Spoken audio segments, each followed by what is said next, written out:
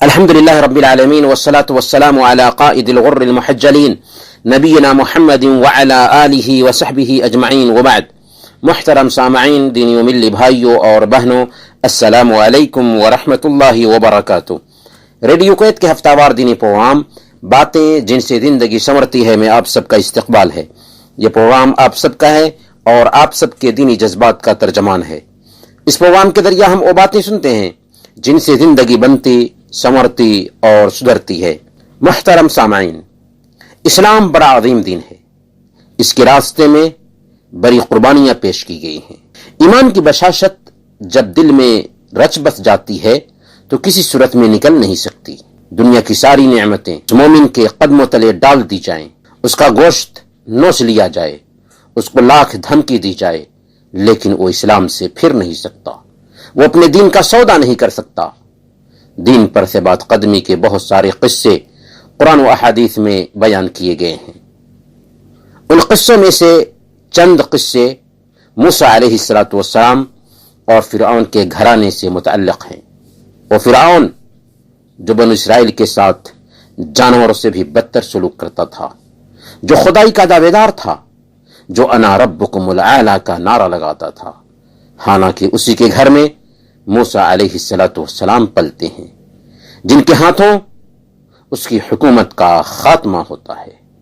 اس کی بیوی ایمان والی بن جاتی ہے، اس کی نوکرانی ایمان والی بن جاتی ہے، اس کے خاندان کا ایک ایمان والا جسے مومن آل فرعون کے نام سے جانا جاتا ہے، اس کے پارلیمنٹ میں سب کو اسلام کی دعوت دیتا ہے، اور اخیر میں وہی فرعون اپنے لاؤ لشکر سمیت سمندر میں غرقاب ہو کر ہمیشہ کے لیے عبرت کا سامان بن جاتا ہے، اور بنو اسرائیل سمیت ایمان والے سرخرو ہوتے ہیں۔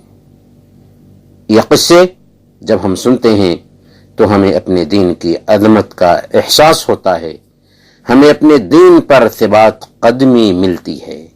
محترم سامعین، ان قصوں میں سے ایک قصہ موسیٰ علیہ السلام اور جادوگروں کے ایمان کا قصہ ہے۔ موسیٰ علیہ السلام کی پیدائش ہوتی ہے اور آپ فرعون کے گھر میں پلتے بڑھتے ہیں۔ جب موسیٰ علیہ السلام نبی بنتے ہیں اور فرعون کے پاس آتے ہیں اور اسے سمجھاتے ہیں تو ایک نہیں سنتا بلکہ جادوگروں کو مقابلہ کے لیے اکٹھا کر لیتا ہے۔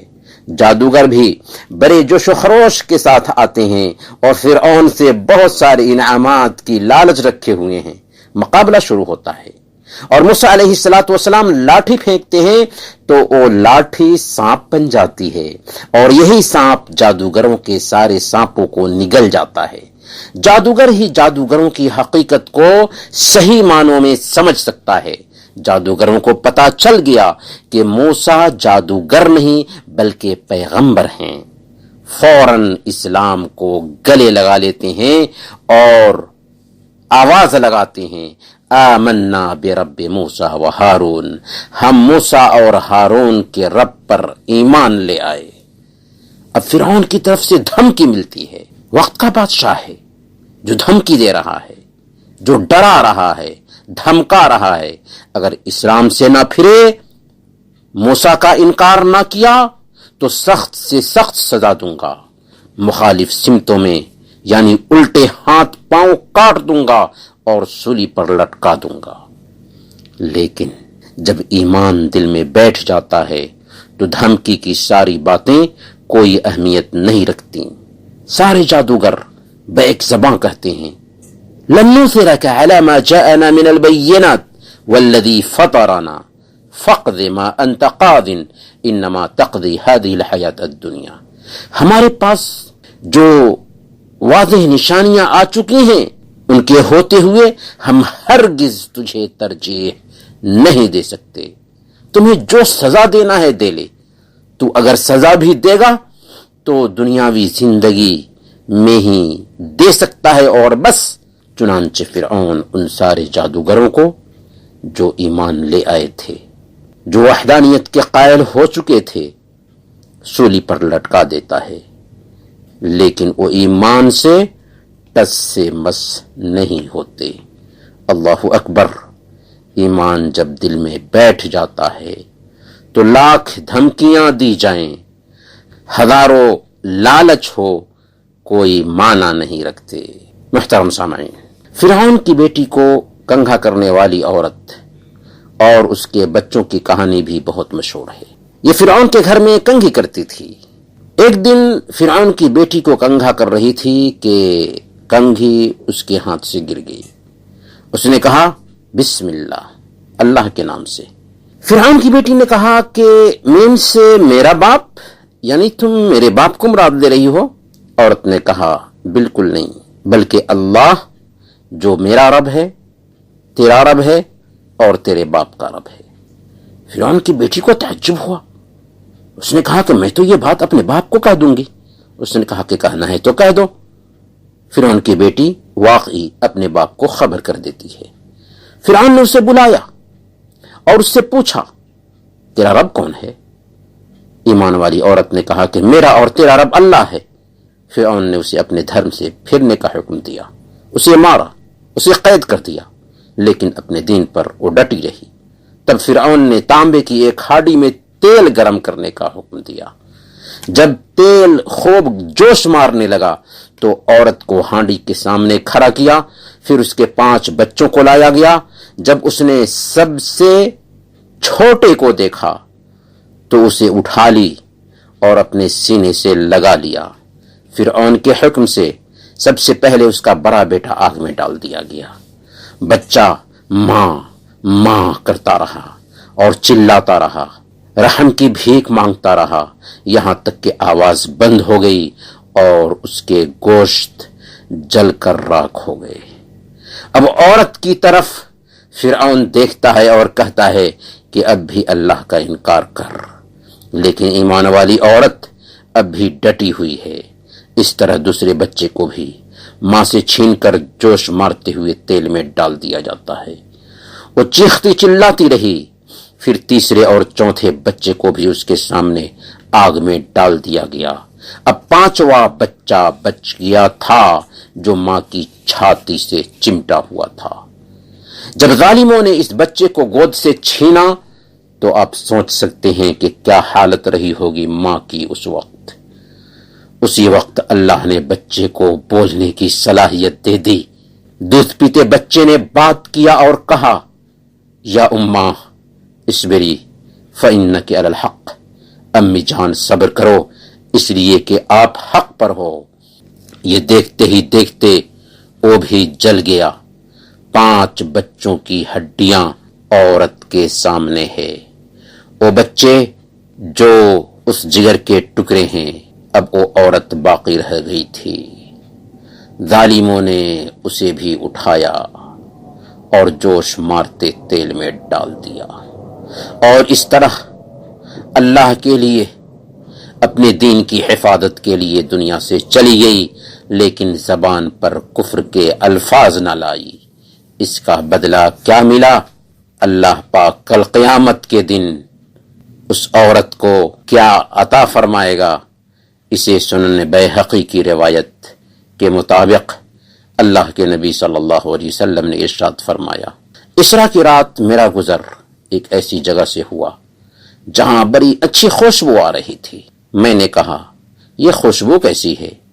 تو مجھے بتایا گیا یہ فرعون کی بیٹی کو کنگھا کرنے والی عورت اور اس کے بچوں کی خوشبو ہے۔ اللہ اکبر!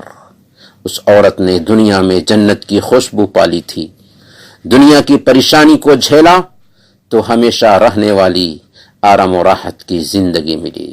محترم سامعین، فرعون کی بیوی آسیہ خود ایمان والی تھی۔ اس کا قصہ بھی لرزہ دینے والا ہے۔ اس نے اپنے ایمان کو چھپا رکھا تھا۔ فرعون نے اپنی بیوی آسیہ کو بلایا۔ انہوں نے بھی فرعون کی خدائی کا انکار کر کے ایک اللہ کا اقرار کیا۔ اس اقرار نے بی بی آسیہ پر مظالم کا دروازہ کھول دیا۔ فرعون کے حکم سے لوگوں کے سامنے ان کے ہاتھوں اور پیروں میں لوہے کے کیل ٹھوکے گئے اور پورے جسم سے کھال اتار دی گئی۔ اسی حالت میں آسیہ شہید ہو جاتی ہیں اور اس تکلیف دہ حالت میں اللہ تعالی سے دعا کرتی رہتی ہیں، رب ابن لی عندک بیتا فی الجنہ ونجنی من فرعون وعملہ ونجنی من القوم الظالمین۔ اے پروردگار، مجھے اس محل کے بدلے جنت میں آپ کے پاس ایک گھر چاہیے، اور مجھے فرعون اور اس کے عمل سے نجات عطا کر دیجیے۔ چنانچہ اللہ تعالیٰ نے ہمیشہ کے لیے نجات عطا فرما دیا اور جنت میں اس کے لیے گھر بنا دیا۔ محترم سامعین، موسیٰ علیہ السلام اور فرعون کے قصوں میں فرعون کے خاندان کے ایک مومن کا قصہ بیان ہوا ہے۔ فرعون کے خاندان کا یہ مومن جو موسیٰ علیہ السلام پر ایمان لے آیا تھا، مومن آل فرعون کے نام سے مشہور ہے۔ اس نے اپنے ایمان کو چھپا رکھا تھا، کسی کو بتایا نہیں تھا کہ میں نے اسلام قبول کر لیا ہے۔ ایک دن فرعون نے اپنے پارلیمنٹ میں لوگوں کو جمع کیا اور موسیٰ علیہ السلام کے بارے میں بات کرنے لگا کہ ہم موسیٰ کو قتل کر دینا چاہتے ہیں، اور سبب یہ بتایا کہ مجھے ڈر ہے کہ وہ تمہارے دھرم کو بدل دے گا یا دھرتی میں فساد مچائے گا۔ پیارے بھائیو، یہاں یہ بات نوٹ کر لو کہ تاریخ کے ہر دور میں دہشت گردی پیغمبروں کے مخالفوں نے کی ہے، اور بدنام نبی اور ان پر ایمان لانے والوں کو کیا ہے۔ کہ فرعون نے کیا کہا تھا؟ وہ تمہارے دھرم کو بدل دے گا یا دھرتی میں فساد مچائے گا۔ دھرم بدلنے والا خود تھا، دھرتی میں فساد خود مچا رہا تھا، لیکن الزام موسیٰ علیہ السلام کو دے رہا تھا، اور آج بھی یہی کچھ کیا جاتا ہے۔ جب فرعون نے اپنا پلان لوگوں کے سامنے پیش کیا تو مومن آل فرعون سے رہا نہ گیا۔ وہ بیچ مجلس میں بول اٹھا، اتقتلون رجلا ان یقول ربی اللہ وقد جاءکم بالبینات من ربکم؟ کیا تم اس آدمی کو صرف اس لیے قتل کرتے ہو کہ وہ کہتا ہے کہ میرا رب اللہ ہے، حالانکہ وہ تمہارے رب کی طرف سے دلیل بھی لے کر آیا ہے، اس نے معجزات ظاہر کی ہیں؟ فرعون نے ان سب باتوں کے جواب میں کہا، ما اریکم الا ما ارا وما اہدیکم الا سبیل الرشاد۔ میں تو تمہیں وہی رائے دے رہا ہوں جو میں خود دیکھ رہا ہوں، اور میں تمہیں بھلائی کا راستہ ہی بتا رہا ہوں۔ فرعون کی یہ بات سن کر اس مومن نے کہا، اے میری قوم کے لوگوں، مجھے ڈر ہے کہ تم پر تباہی کا ایسا دن نہ آ پڑے جیسا پچھلی قوموں پر آ پڑا تھا، جیسے نوح کی قوم اور عاد اور ثمود اور ان کے بعد والے لوگوں کا حال ہوا۔ فرعون نے اس مومن کی باتوں کا مذاق اڑایا، لیکن مومن نے ہمت کے ساتھ فرعون کے درباریوں تک اللہ کا پیغام پہنچا دیا اور کہا کہ فرعون کا راستہ غلط ہے اور موسیٰ کا راستہ ہی سیدھا راستہ ہے۔ اخیر میں مومن نے کہا، فَسَتَذْكُرُونَ مَا أَقُولُ لَكُمْ وَأُفَوِّضُ أَمْرِي إِلَى اللَّهِ۔ جلد ہی تم یاد کرو گے جو کچھ میں تم سے کہہ رہا ہوں، میں تو اپنا معاملہ اللہ کو سونپتا ہوں۔ دیکھا آپ نے کیسی ہمت تھی مومن آل فرعون کے اندر؟ یہ ہمت کیسے پیدا ہوئی؟ ایمان کی بنیاد پر، یقین کی بنیاد پر۔ اور فرعون مومن کا کچھ بگاڑ بھی نہ سکا، بلکہ جیسا کہ مومن آل فرعون نے کہا تھا ویسا ہی ہوا کہ فرعون اور اس کے لشکر سمندر میں ڈبو دیے گئے، دنیا والوں کے لیے عبرت کا سامان بن گیا۔